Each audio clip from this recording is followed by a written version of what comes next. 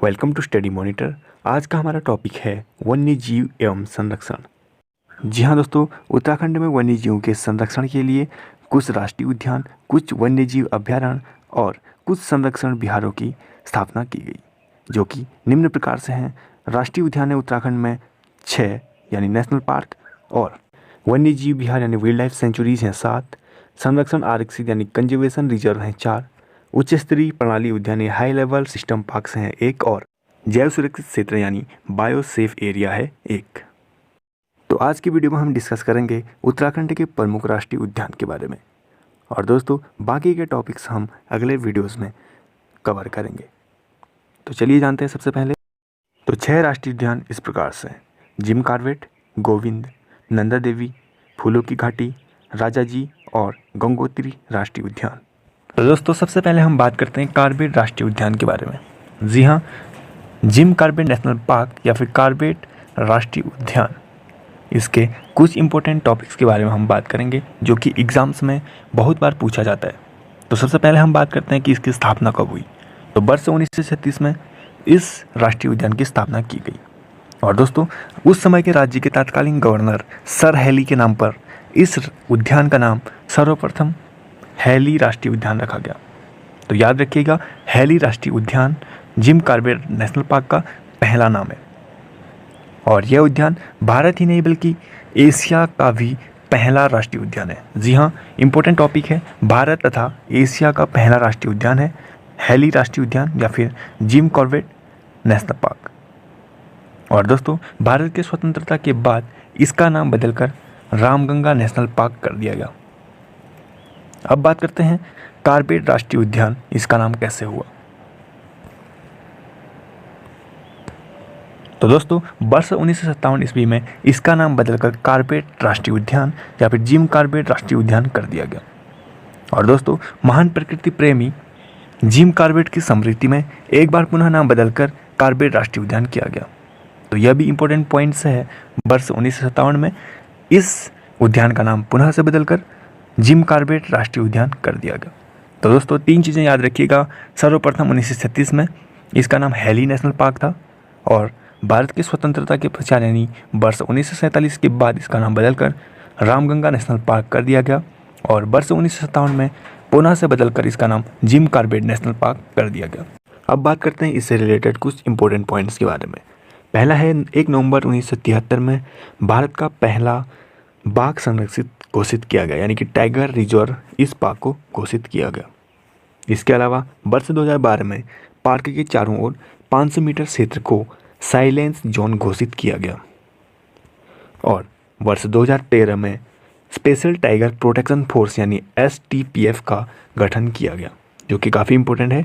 SPTF का गठन कब किया गया? सन 2013 में। बात करें उद्यान में बहने वाली नदियों की, तो इनमें से है रामगंगा नदी, सोना नदी, पलायन नदी और मंडल नदी। जी हाँ, मैप के माध्यम से आप देख लीजिए, ये रही रामगंगा नदी की लोकेशन, ये है मंडल नदी, और ये है पलायन, और ये है सोना नदी।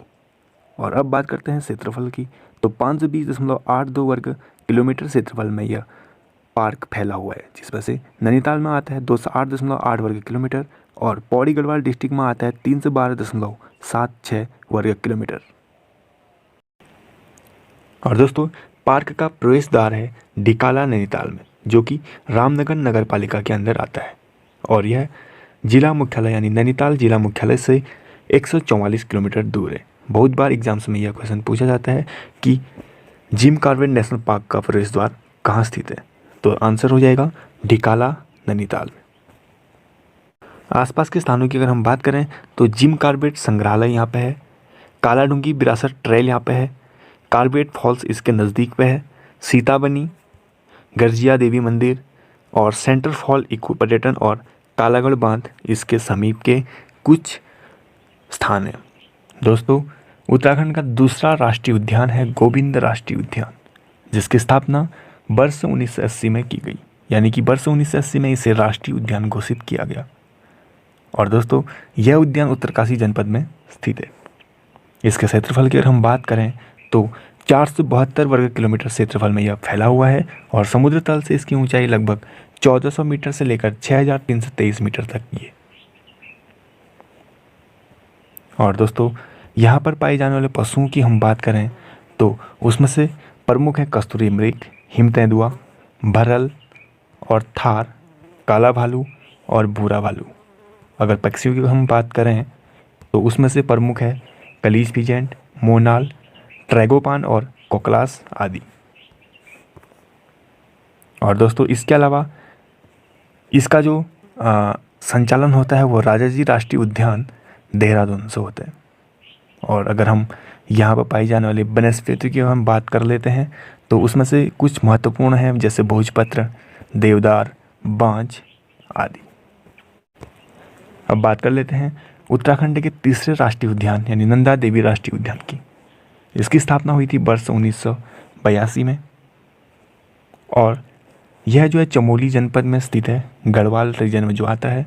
और इसके क्षेत्रफल की बात करें तो 624 वर्ग किलोमीटर क्षेत्रफल में यह फैला हुआ है और ऊंचाई समुद्र तल से ऊंचाई इसकी 5431 मीटर है।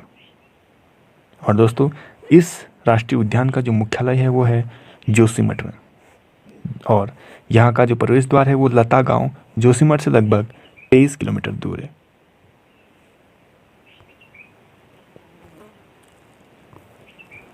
इसके बारे में थोड़ा सा हम बात कर लेते हैं। वर्ष 1982 में इसकी स्थापना संजय गांधी राष्ट्रीय उद्यान के तौर पर की गई।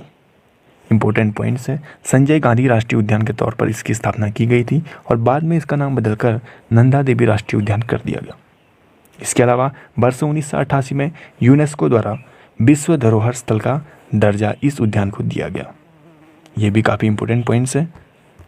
और इसके अलावा 17 दुर्लभ प्रजातियों के फूल सहित लगभग करीब 312 फूलों की प्रजातियां यहाँ पर पाई जाते हैं। जी हाँ, 312 फूलों की प्रजातियों में से 17 जो है दुर्लभ प्रजातियां हैं जो कि बहुत और जगह पर पाए नहीं जाती। इसके अलावा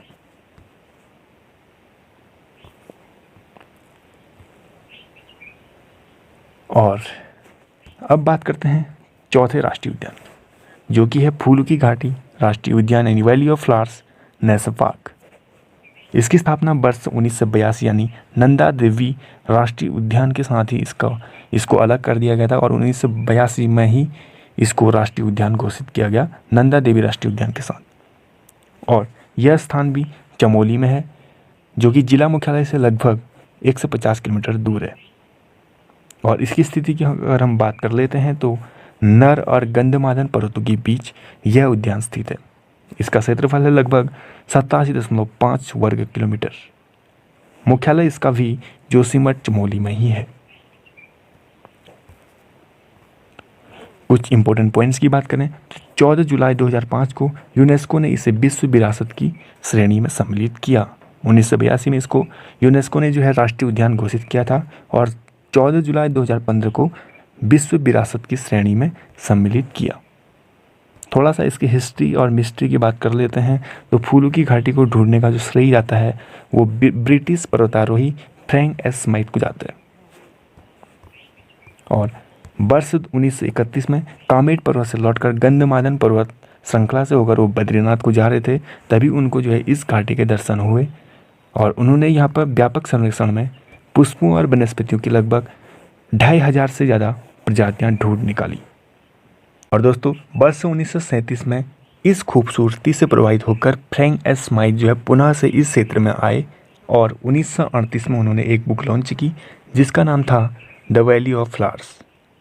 जी हाँ दोस्तों, the valley of flowers book प्रकाशित होने के बाद सारी दुनिया का ध्यान इस पार्क की ओर गया। और दोस्तों नंदकानन नाम से इस घाटी को स्कंद पुराण के केदारखंड में इसका वर्णन किया गया है, नंदकानन नाम से। और इसके अलावा महाकवि कालिदास ने मेघदूत में भी इसका वर्णन किया है अलका नाम से। तो ये 2 पॉइंट्स काफ़ी इंपॉर्टेंट्स हैं। और रामायण और महाभारत में भी इसके इस जगह का वर्णन मिलता है। कहा जाता है कि फूलों की घाटी का वर्णन रामायण और महाभारत में भी मिलता है, जो कि धार्मिक मान्यताओं के अनुसार फूलों की घाटी ही वो स्थान है जहाँ पर हनुमान जी लक्ष्मण जी के प्राण बचाने के लिए संजीवनी बूटी लेने आए थे। और दोस्तों लास्ट में कुछ अन्य नाम जो कि एग्जाम की दृष्टि से महत्वपूर्ण है। यहाँ के कुछ अन्य नाम हैं जैसे गंधमादन, बैकुंठ, भ्यूंडार, पुष्पावली और फ्रैंक्समाइट घाटी आदि। और दोस्तों इस घाटी के नज़दीक में पुष्पावती नदी भी बहती है जो कि कामेट पर्वत से निकलती है, जो कि काफ़ी इंपॉर्टेंट पॉइंट्स हो सकता है। अब बात करते हैं 5वें राष्ट्रीय उद्यान की, जो कि राजाजी राष्ट्रीय उद्यान के नाम से है, जिसकी स्थापना हुई थी वर्ष 1983 में। इसकी अवस्थिति है देहरादून, पौड़ी और हरिद्वार, यानी कि 3 जिलों में ये फैला हुआ है। इसका मुख्यालय है देहरादून में। क्षेत्रफल की अगर हम बात करें तो 820.42 वर्ग किलोमीटर क्षेत्र में यह उद्यान फैला हुआ है। और दोस्तों वर्ष 1983 से पहले इस क्षेत्र में 3 अभयारण्य थे। पहला था राजाजी, दूसरा था मोतीचूर और तीसरा था चिल्टा। और इन तीनों को मिलाकर यह राष्ट्रीय उद्यान वर्ष 1983 में बनाया गया और इसका नाम महान स्वतंत्रता सेनानी चक्रवर्ती राजगोपालाचारी के नाम पर रखा गया। तो बहुत बार एग्जाम्स में यह प्रश्न भी देखने को मिलता है कि राजाजी नेशनल पार्क का नाम किसके नाम पर रखा गया, तो आंसर हो जाएगा चक्रवर्ती राजगोपालाचारी। और दोस्तों राजाजी नेशनल पार्क को यहाँ पर जो है पाए जाने वाले हाथियों के नाम पर जाना जाता है। और थोड़ा सा और बात कर लेते हैं इसके बारे में। यहाँ पे 23 प्रकार के जो है स्तनधारी पशु जैसे हाथी, शेर, चीतल, टाइगर, नीलगाय आदि पाए जाते हैं वन्य प्राणी में। और इसके अलावा जो है 315 से ज़्यादा पक्षियाँ यहाँ पर पाई जाते हैं, मतलब 3 से 15 से ज़्यादा प्रजातियों के पक्षियाँ यहाँ पर पाई जाते हैं। और विभिन्न प्रकार के वनस्पतियों में साल, शीशम, खरपट, बाकली, सैल, चीड़, रोहिणी, अमलतास आदि यहाँ पर प्रमुख हैं। और इसके मुख्यालय की अगर हम बात करें तो वो है देहरादून में। अब बात करते हैं सबसे बड़े राष्ट्रीय उद्यान और लास्ट गंगोत्री राष्ट्रीय उद्यान के बारे में। इसकी स्थापना हुई थी वर्ष 1989 में और इसका स्थान है उत्तरकाशी जनपद में। जी हाँ, उत्तरकाशी जनपद में ये लगभग 2390 वर्ग किलोमीटर में फैला हुआ है। तो इसका क्षेत्रफल है 2390 वर्ग किलोमीटर और इसकी स्थिति है भागीरथी नदी के ऊपरी जलग्रहण क्षेत्र में। तो सबसे बड़ा राष्ट्रीय उद्यान उत्तराखंड का है गंगोत्री राष्ट्रीय उद्यान, जिसका क्षेत्रफल है 2390 यानी 2390 वर्ग किलोमीटर। और इसकी स्थापना सबसे लेट यानी कि लगभग 1989 में हुई थी। ऐसे भी हम याद कर सकते हैं इसको। इसके बारे में कुछ पॉइंट्स के बारे में हम बात करें तो गोमुख यानी गंगोत्री ग्लेशियर जो गंगा या भागीरथी नदी का उद्गम स्थल है वो इसी पार्क के अंदर है। यहाँ के कुछ प्रमुख वन्य जीवों के बारे में हम बात करें तो हिम तेंदुआ, कस्तूरी मृग, हिमालयन भालू, भरल आदि पशु और स्नोकॉक, ट्रैपोकान, मोनाल, कोकलास आदि प्रमुख पक्षियाँ हैं। तो दोस्तों बने रहिए हमारे साथ में। अगले वीडियो में हम बात करेंगे उत्तराखंड के वन्य जीव विहार के बारे में। थैंक यू सो मच दोस्तों वीडियो को लास्ट तक देखने के लिए।